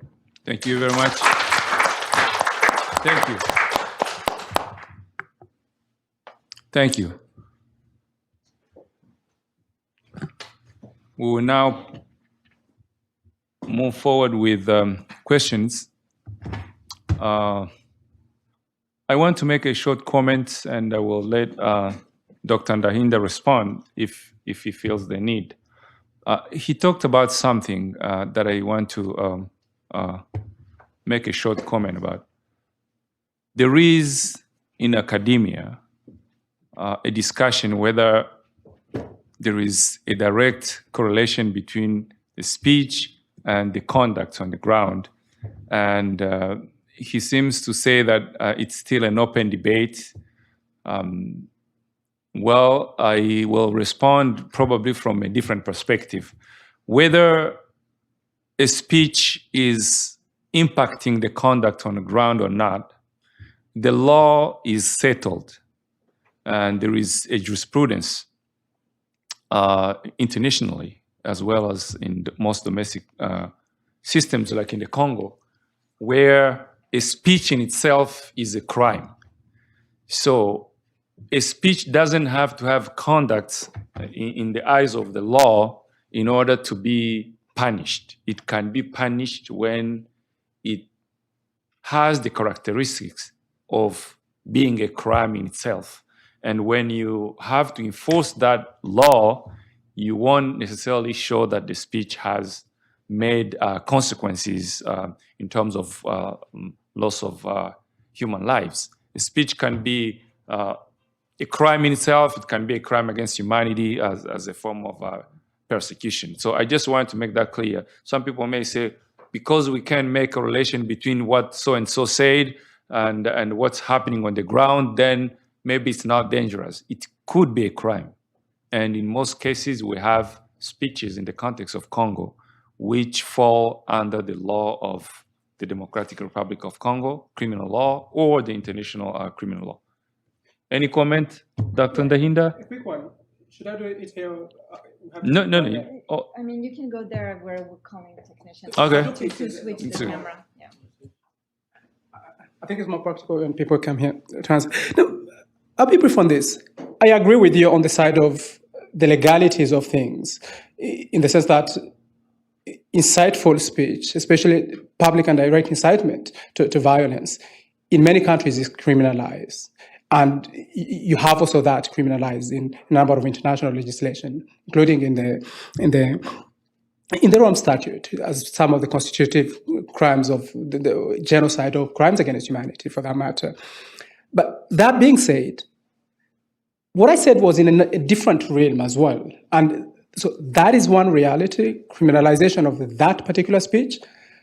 But even so, more importantly, being here in New York, in the United States, again, it's a point I made repeatedly, a country that tends to value this kind of close enough to absolute idea or ideal of freedom of speech.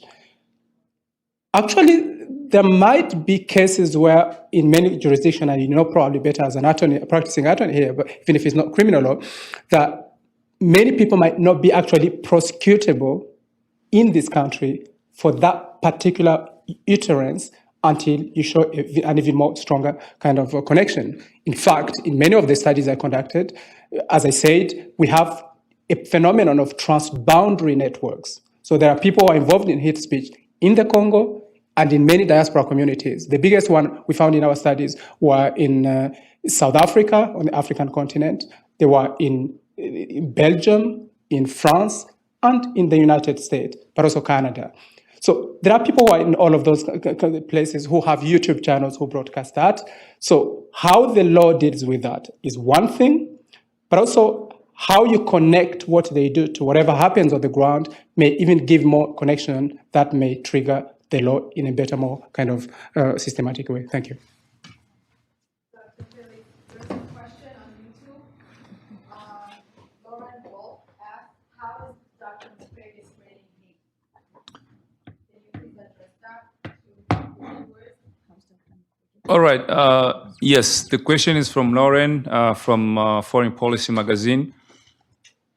She wants to understand how is Dr. Mukwege connected to hate speech or spreading hate. I don't know who is going to take this. Bernard? Yes, I want to be very clear about that. I have absolutely nothing concerning criminal offenses committed by Dr. Mukwege. Secondly, I observed that in the Banyamulenge community in North Kivu, there are many people who were surprised by the behavior of the Nobel Prize. So many people said me that. And the beginning of the story was a Kipupu story. Perhaps you have heard about Kipupu. It is that story in Minembwe region when some people said there were atrocities made by the Banyamulenge community. At that time, I was contacted about that, and I asked a lot of questions to members of the Banyamulenge community, and they explained me that in fact, what was presented as atrocities, and it was, of course, spread in the media by La Lucha, that was not the truth. There were less victims and only victims of fighting with self-defense groups of Minembwe. We spoke about 10 people, around 10 people were concerned, but in the media it was spoken about much more people. I observed that many members of the community were disappointed by the fact that Dr. Mukwege never officially said this is a big mistake. Our friends of Banyamulenge community are victims of false information. I am the moral authority of South Kivu, and I speak with you and I explain things so that truth is coming back in the whole story. The members of the community were very much disappointed. After that, you know what happened with the military evolution in the region, and many people of the different communities that I have the honor to defend said to me, why Mr. Mukwege is not, as Nobel Prize, initiate something that the communities are going to speak together and to solve a problem amicably by peace process and not by military process. Though that created some frustration in the communities. And last, the people said, why that man never denounced all what is happening in Ituri, in the Hema community, what is happening in Masisi clearly. And of course, in the meantime, the connection with Lucha was a problem. So I am not here to speak about Dr. Mukwege because it's authority, and in his sector, who is medical sector, I'm sure it's a great authority. Let me dream that I have some authority in... Thank you. Okay. Yeah, I think I will have to interrupt sometimes because of no the interest problem. of time. I want to move forward with other questions. Just one thing. Just one thing. I see your hands. I agree with Bernard. We are not talking about anything but criminal conduct. So we don't have any criminal conduct on behalf of Dr. Mukwege. No. Otherwise, we would have been talked about it. Whether he's spreading hate or not, we don't see any criminal conduct in which he's involved. But as he said, Dr. Mukwege he's a moral authority, not just in South Kivu, but in Congo. I think he has been criticized for taking sides, for selecting his advocacy, not speaking when it's Tutsis being victim, not condemning officially the Mai Mai. That's what can be a moral failure on his behalf, but is it a criminal conduct? We don't think so, and we don't take a position on that. So we go with you, then next person, and then we take 3 questions. Then we move for, afterwards, we'll respond to them, yes. And please go directly to the question, speak up, short, precise question, and we move forward. Thank you very much. I have 2 questions. My first question is to Bernard Menge, and my second one is to Dr. Boyana. My question to Bernard Menge, you say that after the crime committed in South Kivu, mostly at the beginning of 2019 and 2020, you introduced some complaints in the judicial system in South Kivu, principally in Bukavu. So my question is to know what are the current status of those complaints that have been introduced, and that's in South Kivu, but also I'll be asking about the crime committed against Tutsi, which started in North Kivu back in 2020, 2021, and identified a perpetrator there. How many complaints were introduced in North Kivu, as well as in Ituri for the Hema after being slaughtered? That's my question. The second is to Dr. Boyana. Currently, what's going on is exactly a sign of what can be spread across the region against Tutsi, Hema, and everyone looking or speaking a language that's targeted by those perpetrators. We as a community are victims of those atrocities, the hate speech and the consequence of hate speech. What are the active steps should we take for the international community? We are here in the United States. This country welcomed us as refugees because there were those criminals doing the same thing back in 2000. What are we as victims who today the Bernard Menge, the collective avocat, are right now taking steps to the cause? What should we take to change the narrative, but also asking the international community to do and stop this forever? Thank you. Okay. First of all, thank you so much. I really appreciate your work, and we, as the Hema community in general, all the victim members here, we do appreciate your work. My question is, as we speak right now in Ituri, specifically, there is atrocity which is taking place. Why is it not exposed? And what should be done so this should be exposed? Because we've seen sometimes those type of crime committed other location and get exposed really rapidly. But when it comes to Ituri, it's taking so long. I do appreciate he did say, he did apologize and he's coming back because they're still collecting information. But this is happening right now as we speak. The killing is going on. How quick can this process take, and what should be done so this can be exposed? Because sometimes when the situation like that is exposed, it does help for the process. Thank you. I would ask when you want to ask a question, give your name just for record. John Mugara from Bahema Community. John Mugara.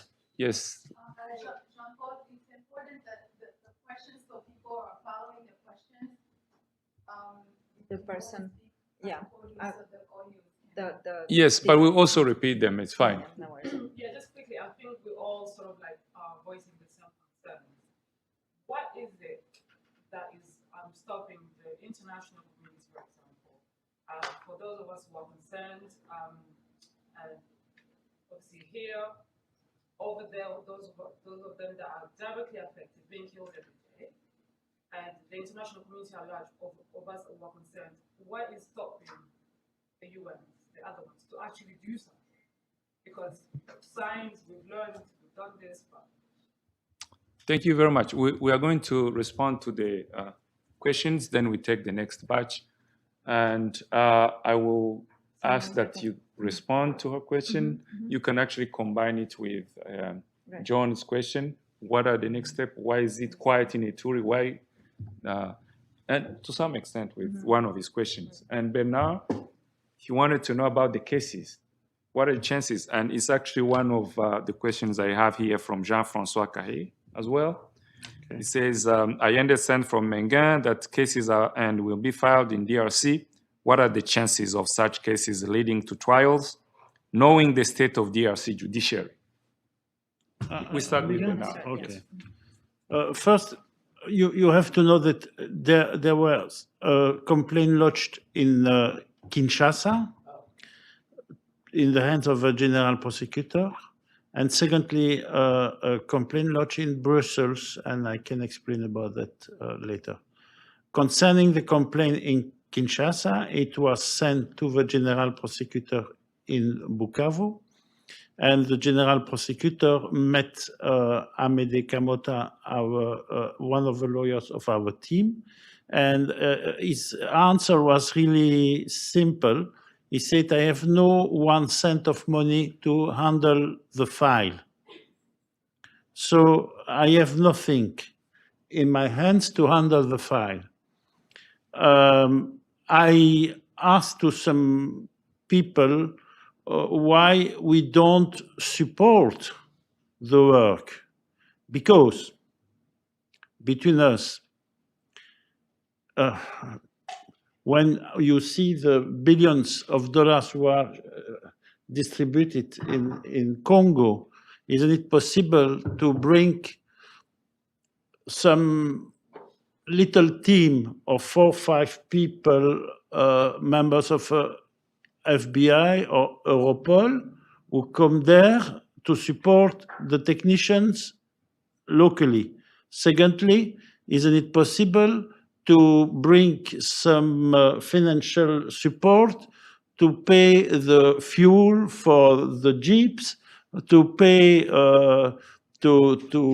eventually the cuff to put people in jail, to bring jail of quality, and to begin to investigate on a very professional way. We don't ask more. We just ask that. And what we have observed with Amédée is when the people are convoked by justice, directly the global behavior change. When in a village you have somebody who is convoked, all the village know it, and the behavior begin to move. So we think that the question is a question of good faith in the way to handle justice. We put that in the good authorities, and we need to know that they should be supported if they have no financial or technical support. What are the chances of such cases, knowing the Congolese judiciary? Yeah, never forget one thing, is if the Congolese judicial power feel is unable to handle the file, it is the responsibility of ICC to handle the file because it belongs to the international jurisdiction of ICC, but it's a subsidiary jurisdiction. But we have all the arguments to bring it there.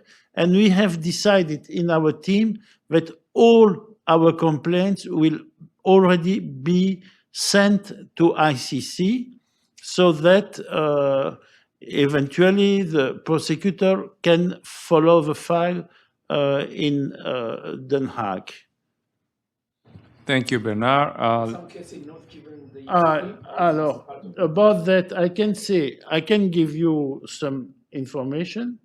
We introduced a complaint against Abba Van Hank, who is a man who spoke about the use of machetes, if you remember, in June. We introduced a complaint about the FDLR member who was at the barrier at the custom with Rwanda and who said we will go to finish the genocide. The people were there. We introduced a complaint concerning Kalima because perhaps you don't know, but all the witnesses of Kalima came to our team and made a statement concerning what happened. And we have the statements, and we ask that it should be handled because we have the statements saying that even the local authorities and local police was supporting the extremists there in Kalima. We introduced a complaint concerning Mrs. Yuyu Muntu, who is a representative of COPAX and spokeswoman of COPAX. We introduced a complaint concerning a member of the army of RDC in Beni, who said, no, the only way is to bring those people in church. And it will be decided or they go to the right or to the left after the death. We introduce a complaint. We have introduced a complaint concerning Matumo, Mirendi, David Mubawa, so a lot of people of the Lucha community. We introduced a complaint concerning Mr. Mokia, who is in Langombe, and who said that all the Banyamulenge must be destroyed and be killed. It's just the same words, not far from those of the man that I have pointed. Yes. Bernard, to just wrap up that question, those are just some of the complaints. And as he said when he was presenting, we just started investigating in the cases in North Kivu since last year, probably second half of last year. We were contacted by the Hema community just a few months ago. Yeah. So we will be doing the same. We are still doing the same in South Kivu. Just as he mentioned, the Fimbo guy is in South Kivu. We're doing the same. We are trying to see how we can expand our resources to cover North Kivu comprehensively, as well as Ituri. So it's an ongoing effort. We are primarily filing cases in the DRC. We can't say at this point the chances of success, but that's something we want to show the DRC government that they are the primary responsibility. They have the primary responsibility to enforce the law, as he said, and I will end by that. We always keep an eye on what other avenues that we may use for seeking justice for the victims. Right. So I think a lot of these questions were answered in a way. The way that the international community works in these institutions are primarily moral institutions that lead the international community to reflect morally on situations of immoral action. There are at the UN several bodies that lead to intervention, but it's not a direct process. We don't ring the alarm and then they intervene right away. It's a system. So for example, one of the ways is to start with domestic recourse, which is what they're doing. They start with in terms of the judiciary, how can the local domestic judiciary address the issue? So to come back to your question, is the best way is to document. What you can do, of course, there's social media, we're raising awareness, that is very important. There is academics who are doing research, and they're also presenting this evidence in a more historical context. And then there's the legal body, which is going to put all of this evidence, all of this documented material together to be presented in courts, first domestically, then internationally. And the UN really works with these different bodies of, I would say, system. So one answer to all of your questions is that we need coordinated effort. Each one of us needs to act within their premises, within their I would say, context of action. So, for example, the Human Rights Council has a system where we can submit a complaint. This is usually a complaint that can be done by the civil society. And it's a very straightforward process that can be done. We discussed the importance of commission of inquiry. This is commonly done. It has been done in the past. So in order for us to address these issues, it's really to stay within the legal ground, to document as much as possible, to know when things are happening, and to put them together into these complaints. And that's how we get to the UN, to have the UN Security Council to start acting. Thank you. Dr. Ndahinda, do you want to add anything to one or the other of the questions? So you're good. No question really was asked on... Sorry, I surprised you, but yeah, you will intervene next round. And this is going to be our final round because time is running up. Again, we still have a few moments here. You can interact privately with people here. You can ask them questions even after. So let me take... It's just a comment. I'm so sorry. It's just a comment on what yes. I understand the processes, but people are dying. And these are the very processes that happened in the past where people died. Mm-hmm. So is there no processes for exception, sense of emergency? Can you imagine the sense of abandonment for the victim, the destitution? The fastest process is the legal process, and that's what we try to do. I wish it was the yes. Let's think about that. That's a challenge. That's a challenge we have. But yeah, we can make comments when we answer the next. And I would take no more than 3. 1, 2, 3. Then I will see if I have a room for. Yes, sir. I will be very brief. I just walked into the Bar Association. I'm a member of the Bar Association. I chair the Legal History Committee. My name is Alan Borst. There's a group of Congolese on the street with banners, and they say that they have not been admitted to this conference, even though they are properly registered. I do not represent them. I have the card of Meta Ili Kayembe Mulaya, Abukarbaro de, I can't pronounce the name, Kim Sangani. And they would like to have a word with you, and they will have a word with you because they're standing right there.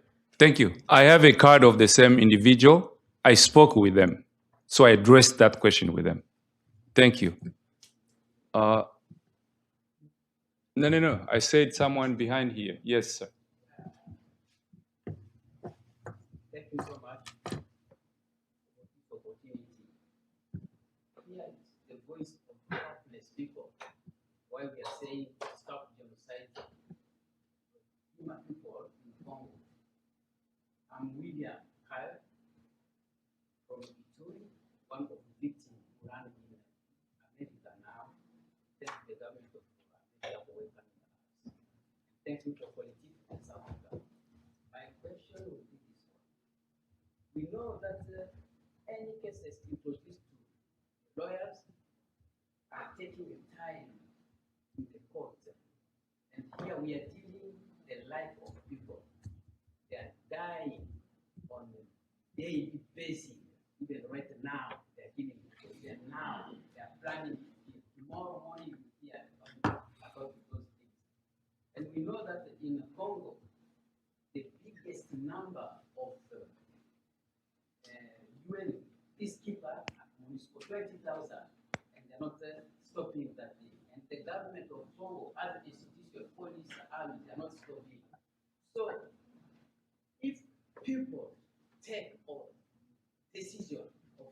that we are for self-defense. Can that nullify the genocide context when you defend yourself while waiting for decision of court? Your people decided to defend themselves because your government is weak, the UN organization is weak. It can nullify the genocide context that has been in your research. Thank you. Thank you. Please be brief. My name is Kurango. I'm a chairman of the USA. I'm a teacher, social studies. I would like to get from you guys, collective advocate, and advice. What happened in East Congo? It happened in front of MONUSCO. MONUSCO, which is UN. And by chance, we are here. The headquarters of United Nations is just 2 miles from here. Can you guys advise us to do with a MONUSCO, which is what they call in French non-assistance à personne en danger? All right. They don't do nothing. The post of observation 2 weeks ago was there when they start killing people in Masisi. So there is no report, no nothing. What can we do? Thank you.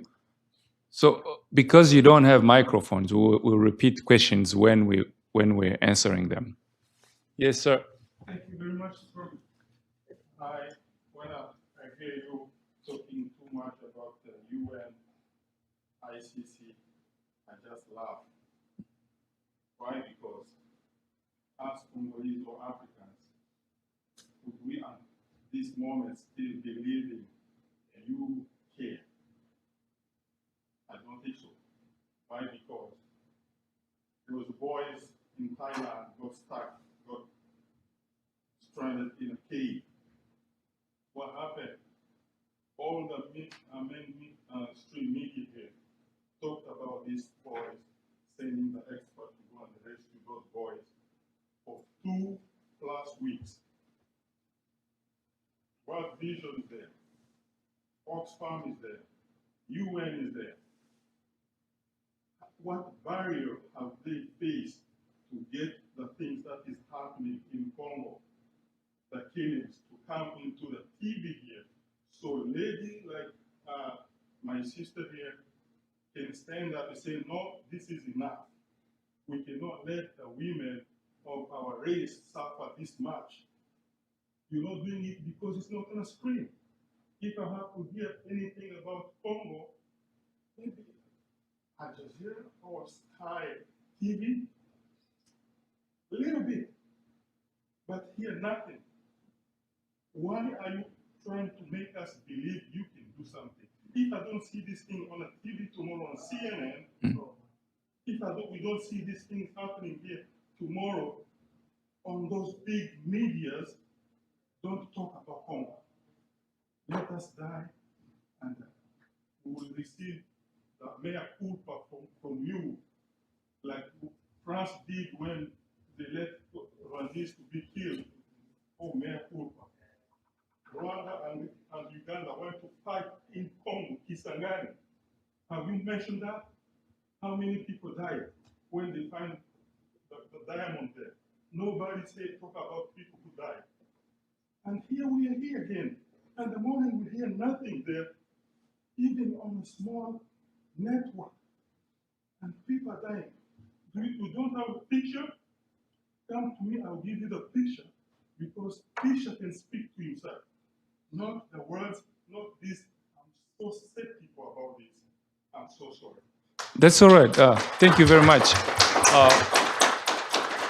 There are similarities in the questions, and I understand. It's the frustration that we have as members of the victims community, and especially your question, his question. You will.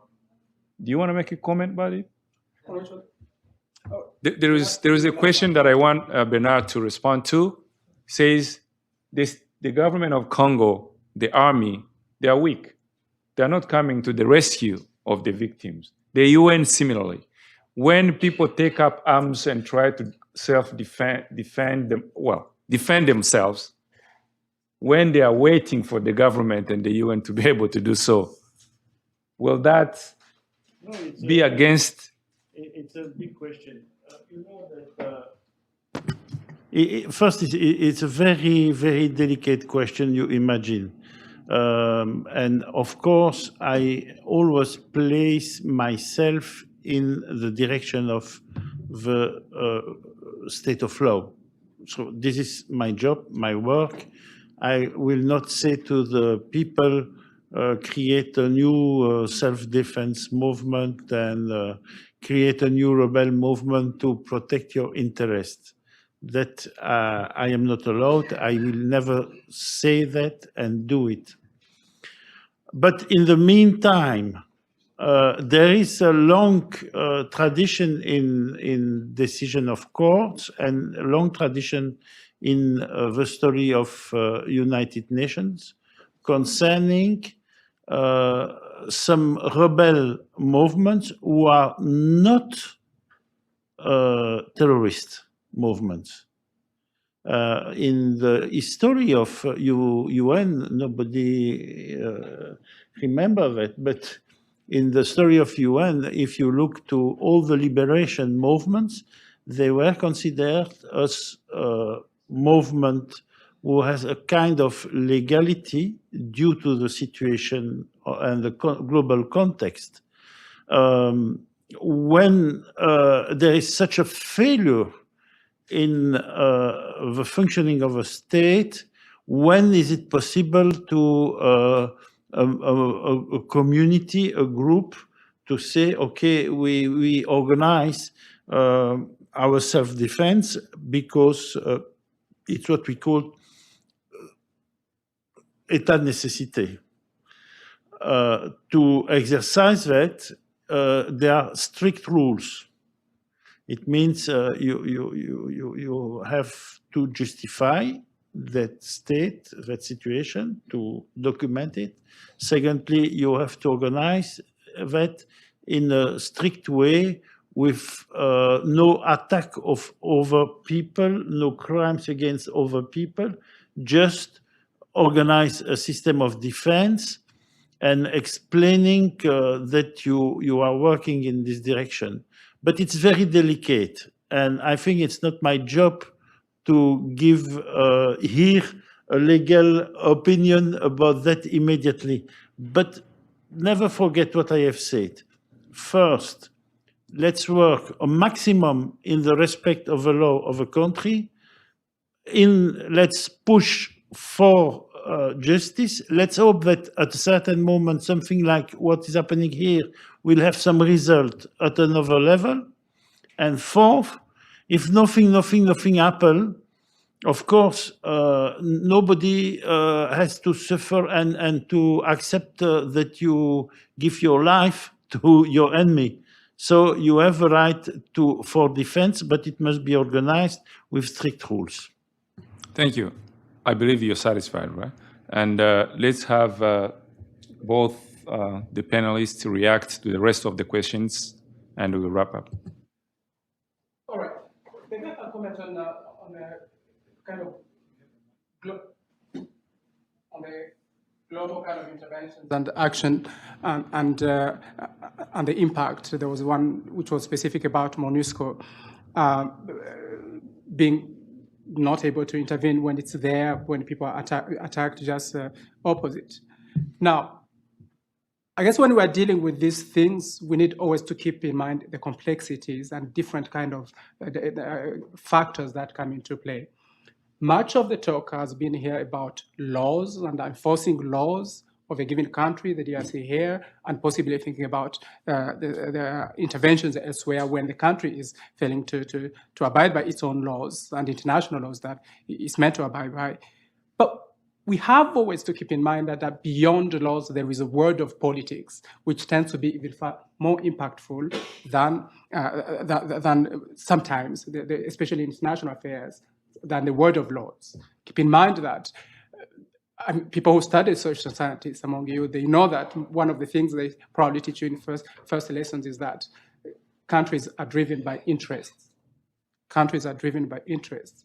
Humanitarian country, there are countries who practice humanitarianism, some more than others, but countries which intervene in situation with zero political calculation, I don't know how many there are in the world. In that sense, we keep in mind that whether we are doing things around the laws and so on, or whether we are talking about a country intervening in Congo and so on, it very much has to do also with the politics of the moment, either within that country, but also most importantly, within the global system. There is a big discussion, for example, today about, on one hand, what is happening in Congo versus what is happening in Ukraine. All of the global West is investing billions and billions in what is happening in Ukraine.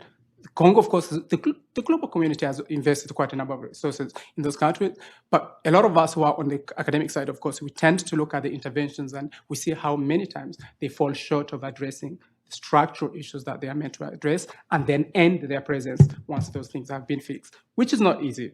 So in the case of MONUSCO, keep in mind that MONUSCO has been also attacked in that country, and there is a lot of antagonization of MONUSCO.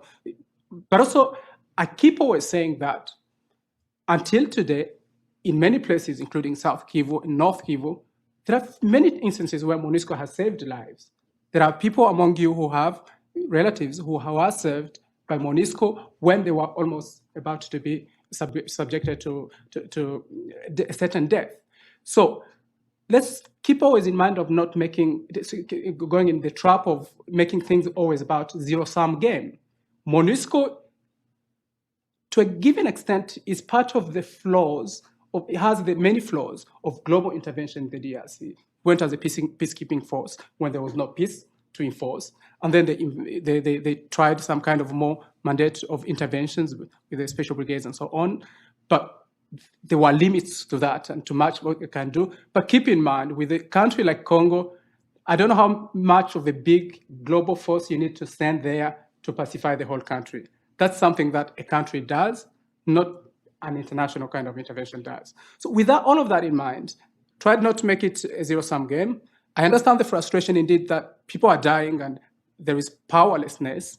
There is nothing I can say to justify that powerlessness, except looking at the interests of the actors who tend to intervene. And the final point then, does that mean then we should forget completely about those actors? Keep in mind that all of the wins of any social struggles of peoples, of communities, of countries, of together and so on, they always make sense when you keep insisting. You ask, you fail, and then ask, and then go again until you get results. So, and that's what people should always continue to do. Thank you. 1 minute, and we'll wrap up here. Yes, exactly. So I think when it comes to politics, it's also something that is within the UN. We need to keep in mind that the UN is composed of countries with their individual interests. When they come to the table to negotiate, they're negotiating for the interests of their countries. We need to remember that DRC today provides 70% of the ingredients that go into the chip technology that we all rely on. We need to remember that the United States relies, its self-defense, its national defense relies on this chip technology, that its economy relies on this chip technology. So when it comes to negotiating peace, it's also negotiating interest. This is what we call soft power. There is a lot of interest at stake. And so we cannot completely dismiss that system because this is the only chance we have. So how do we navigate that system to get where we want? It's a mix of what we're doing here and what you're doing there. When it comes to facts, they're undeniable. This is what Bernard was saying earlier. When you present the facts to the UN, they cannot deny them, whether people are dying or they're being, addressed hate speech against. Thank you. Yeah, just to add one thing, we also need to remind that the US and China are at war for world dominance, and it has some effects on our countries, as it had always been. So Absolutely. it's complex. Yeah.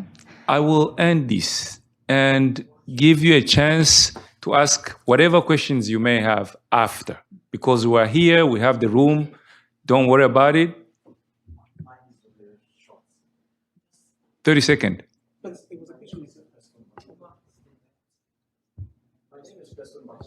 My question is about the MONUSCO. The saying is peacekeeping. The word peace. What is the meaning over 20 years? But you're here talking about Moscow. About Ituri, people are losing life day and day. So what's the meaning of peacekeeping? MONUSCO, what they are doing there in their Congo over 20 years.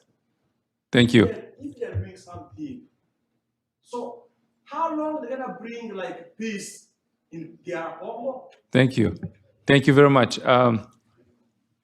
Every day we communicate with people on ground. So we have people in Bunia, they send us pictures of who is attacking and what village is being destroyed, names of individuals killed, sometimes families.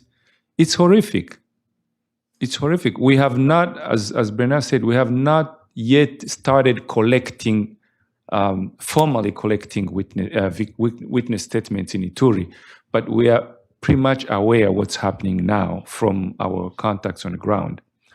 And I understand the frustration that you have in this room, and Dr. Ndahinda said it, towards the presence of MONUSCO.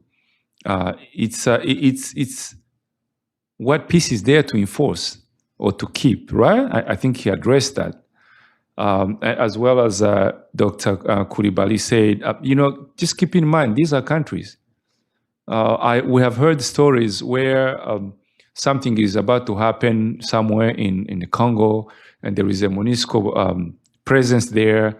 When they want to go to intervene, the country they came from, because there are several countries there, we just say, hey, don't go anywhere. Just make sure you're safe. And they won't go. So countries have interest. Maybe saving lives of people dying sometimes can take second place to some other interest. That's all I can say, and just to be realistic. All right, ladies and gentlemen, thank you so much. We have come to the end of the program. I truly thank you for your presence here. As I said when we opened this program, your presence is a support to the victims' communities back in the DRC. You came to join your voice to theirs, to make their voice heard. And always remember, and I came to understand this from my dear friend on my left, every struggle to address historic marginalization and injustice is a struggle we need to fight with a long-term vision. It doesn't come faster as we would wish it to, but sometimes it takes generations. But when you are in a right path, you are in a right direction, you keep fighting. And if you don't reach what you want, somebody else is gonna come and take over from where you live. So please be encouraged that what you are doing is right for the families back home, it's right for the humanity. So let's keep up the fight. We are fighting on our behalf, on our side as lawyers. You are fighting as the communities. Don't be in despair and feel like you are powerless and therefore you have nothing to do. Keep fighting. You have the right cause. You are stronger than you think. And we believe one day these historic injustices to the Congolese citizens, just based on who they are and what tribes they identified to be from, they will one day end. Thank you very much. You can mingle here for a while. You can have your lunch. You can ask more questions if you want to. Thank you again.